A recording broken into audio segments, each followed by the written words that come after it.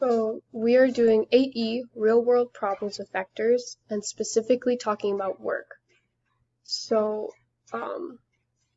one use of dot product occurs in calculating work. So work is force times distance. Oh, it's happening again.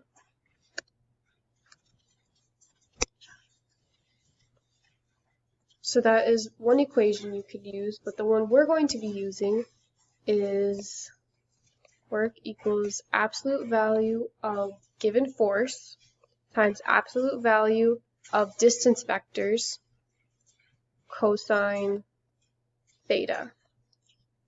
So if we look at the problem, to close a barn door, a person pulls on a rope with a constant force of 50 pounds at a constant angle of 60 degrees. Find the work done in moving the door 12 feet to its closed position.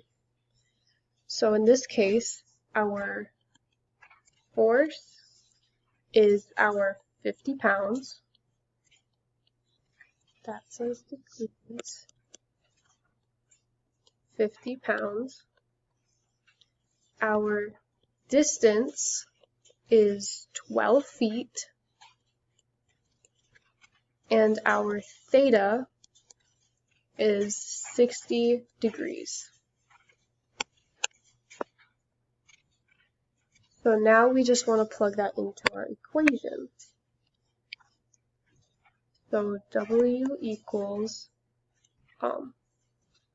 given force, which is 50, times distance vector, which is 12, times cosine of theta, which is 60.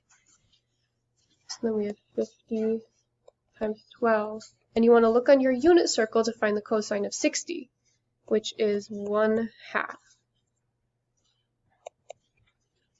And you combine them together. So 50 times 12 times 1/2 equals 300.